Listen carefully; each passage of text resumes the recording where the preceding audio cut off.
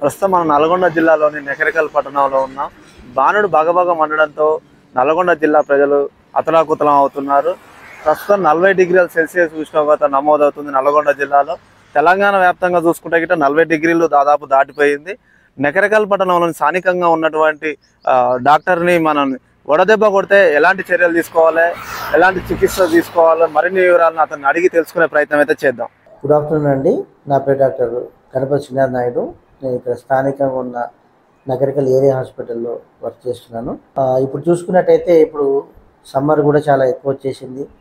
మనకి ఉష్ణోగ్రతలు చాలా పెరిగిపోతున్నాయి కాబట్టి ఇప్పుడు టెంపరేచర్స్ బాగా రైజ్ అయినాయి కాబట్టి వడదెబ్బలు తగిలే అవకాశం ఎక్కువ ఉంటుంది. కాబట్టి పిల్లలు కానీ పెద్దవాళ్ళు కానీ మిగతా ప్రజలందరూ కూడాను వీలైనంత వరకు ఎండలు తిరగకుండా ఉండండి. ఏదైనా పనులు ఉంటే కనుక వీలైనంత వరకు మార్నింగ్ టైంలో మనకి 10-11 లోపల చేసుకొని, ఇంకేమైనా పనులు ఉంటే సాయంత్రం పూట చేసుకొని, మధ్యాహ్నం టైంలో వీలైనంత వరకు ఎండలు తిరగకుండా చూడండి. ఒకవేళ బైక్ మీద వెళ్ళే వాళ్ళు కానీ అట్లుంటే తలకి మాస్కులు, స్కార్ఫ్ లాంటివి కట్టుకొని కొంచెం మనకి డైరెక్ట్ సన్కి ఎక్స్పోజ్ కాకుండా చూసుకోండి. వీలైనంత వరకు తగు ద్రవ పదార్థాలు ఎక్కువ మోతాదులో స్వీకరించేట్లయితే ఎప్పటికప్పుడు ఒంట్లో ఉష్ణోగ్రతలు కూడా కంట్రోల్ ఉంచుకోగలుగుతాం. వడదెబ్బ నుంచి చాలా వరకు తప్పించుకునే అవకాశం ఉంటుంది.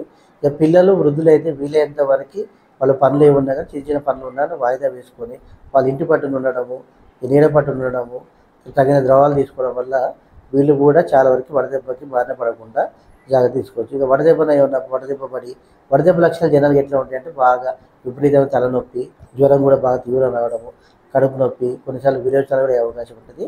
ఎప్పుడైనా కానీ మనకి ఇట్లాంటి లక్షణాలు కనిపించినప్పుడు వీళ్ళందరూ ఇంటి పట్టున ఫస్ట్ మనం ద్రవ పదార్థాలు బాగా అది చేసుకోవాలి. దానివల్ల కూడా మనకు వెంటనే మన నియర్ బై ఉన్న హాస్పిటల్ కానీ నియర్ బై ఉన్న డాక్టర్ని సంప్రదించి వాళ్ళ మేరకి వాళ్ళ సలహాలు తీసుకొని ట్రీట్మెంట్ తీసుకున్నట్టయితే తొందరగా కోలుకునే అవకాశం ఉంది.